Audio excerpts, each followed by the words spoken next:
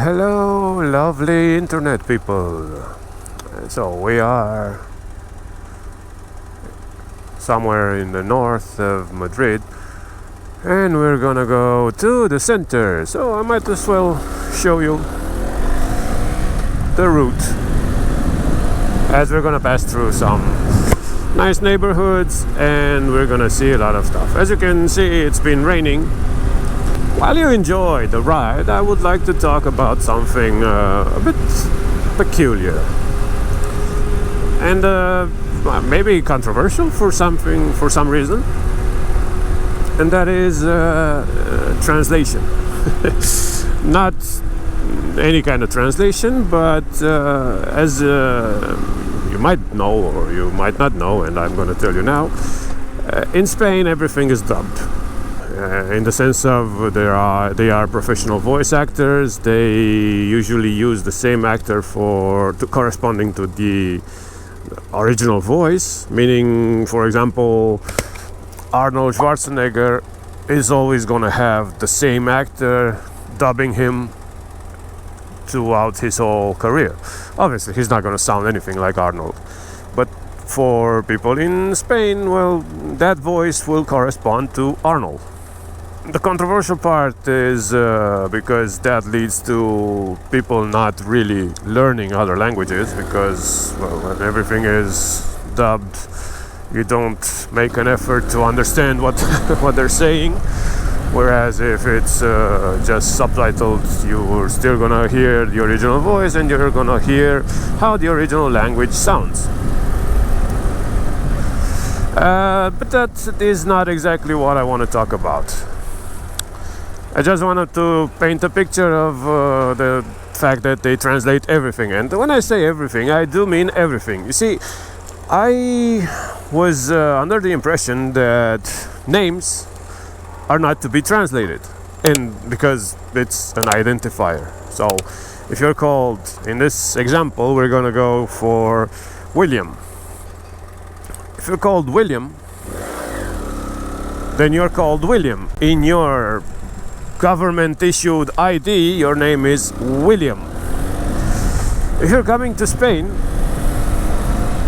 they might call you Guillermo.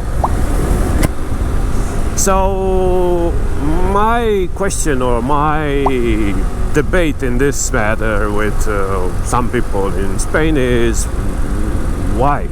That's not the person's name. Even though here in Spain William translates to Guillermo, you do not translate names. That person has been called William all their life. It's not Guillermo. You write Guillermo in an official document, and everybody that looks at that and looks at your government issued ID is going to say that's not you. That's not your name. It's not even spelled remotely the same. Yes, but here in Spain, William is Guillermo. Yeah, but officially that person is called William. You have to make an effort and pronounce the name that they're called. Doesn't really matter that it translates to your equivalent of that. The same as you go as a Guillermo in England, they're not going to call you William. They're going to try and pronounce Guillermo as best as possible. But you're not a William, you're a Guillermo. Your name always was Guillermo. Everybody called you like that. So, yeah, it's a bit of a debate, because some people have arguments about translating the name. I am personally on the side of no. If you're called whatever, try to pronounce whatever. If I present myself as an alternative, look, I'm called this, but you can call me John, Bob, whatever, because it's easier and I prefer not to hear my name butchered by how you try to pronounce it. That's my choice. You don't take it upon yourself to translate my name, because that's how my name is translated into your country. Yeah, might be, but I'm not called that. It's not my name. So yeah, it's a debatable thing, and maybe some people prefer it, some people don't.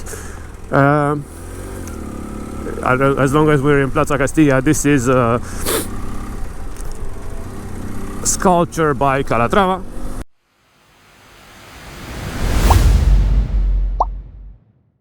Because of the high maintenance of all the moving parts and all that stuff, they just let it hang there without moving anymore.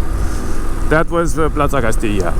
If you're ever gonna visit Madrid or Spain in general, keep in mind that roundabouts are still something very mysterious in this country, and the rules are so ambiguous.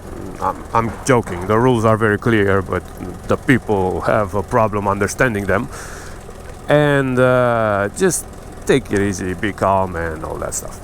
Because yeah, some people don't understand how roundabouts work. I've been to a race. Here is called Carrera Popular, where we've passed through here.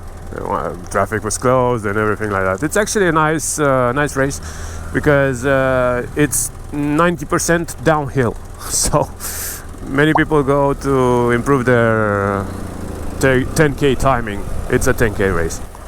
We should come here at night and see the pretty lights. This year I haven't seen these ones. It should be interesting to see. At the race I was telling you about is, I think I'm gonna put it up on screen. It's every year, and it celebrates every year here. Don't ask me for my time because I didn't go for time, so don't worry. Don't worry about that. It was awesome because there were people around that cheered you, and they put music on their balconies, and it's a nice atmosphere. I really like. Look, in some of my videos I may complain about some stuff in Spain and about people and stuff like that, but overall people are awesome. People are nice, they're friendly, they're warm, and well, they're nice. I really enjoy the atmosphere and the social interactions in Spain, and I'm really not a social kind of person. I don't think I'm going the right way. I think I put the wrong direction in the GPS. Where exactly am I going? This is not where I'm supposed to go. What's happening?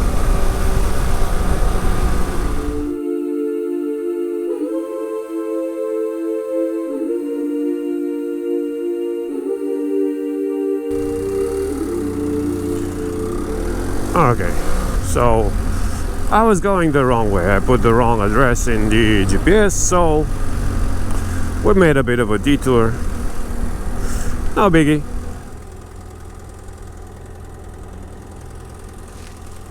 These are rental bikes.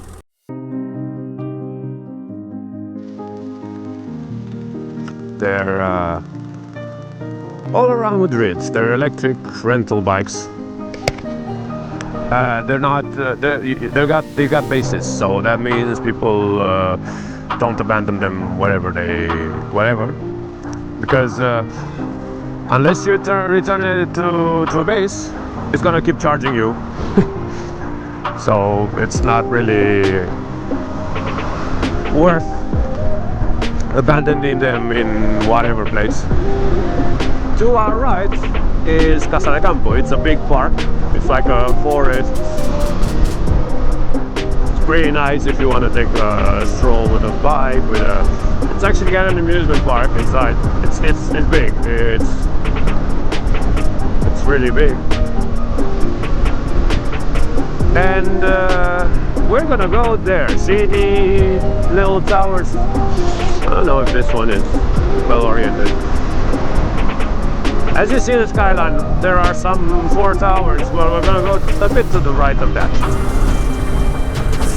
This is the M30. The M30 is another circular highway. These houses suffer from a lot of noise and well, vibration and all that. I mean, really, it's really annoying.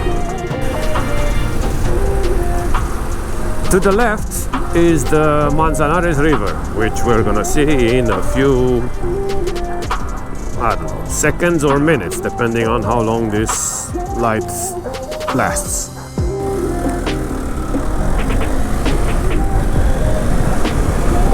This is the Manzanares River, if you can see something out of it. And this is La Riviera, which I understand it's a very famous disco. And that to the left is the Cathedral of La Almudena. I don't know if you can see it very clearly. There you go. And up ahead is the Segovia Bridge, which unfortunately it was a lot nicer a lot of years ago, because right now it has some crystal railings, so to speak, or something to protect from people that used to jump from the bridge down here.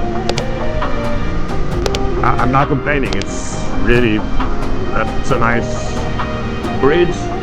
Unfortunately, it's got a bit of shitty history. I used to run up these stairs to train.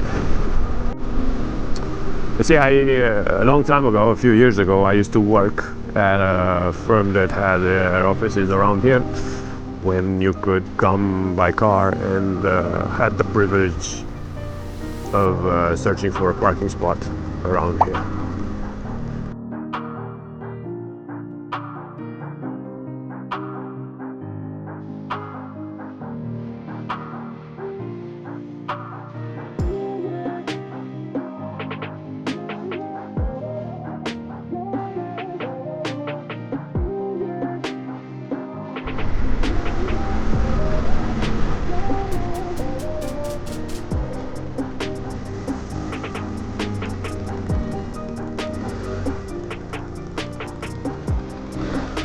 So we're going.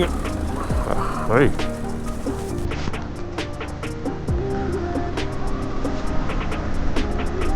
We're going away from the center. What you doing?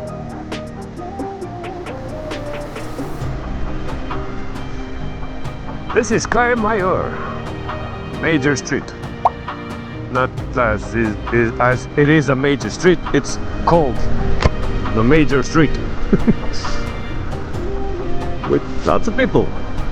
So if you go behind us, you're gonna reach the center of Madrid, Plaza Mayor and all that stuff. But I'm not going behind us, I'm going forwards.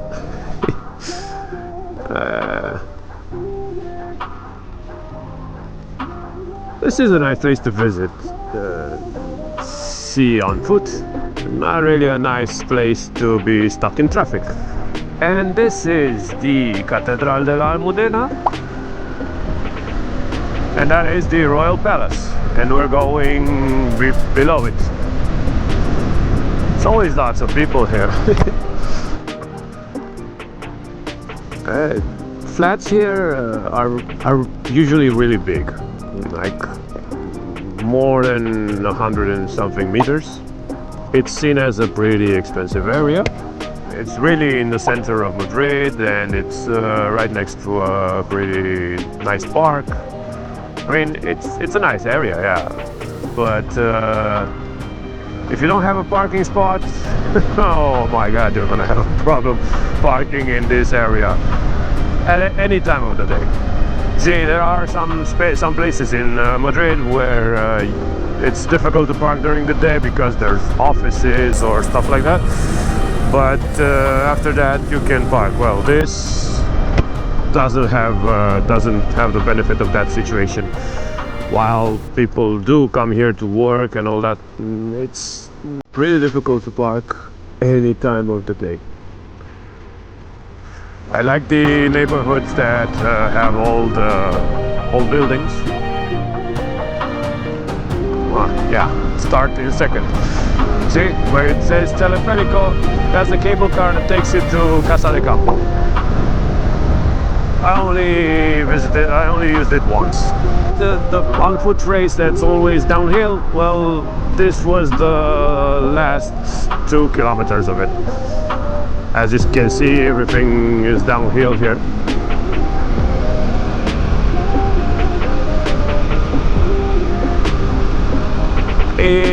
I gotta admit, it was better when traffic was closed and you could just run through the street. Up in the distance is Casa de Campo, which is right across the M30 highway.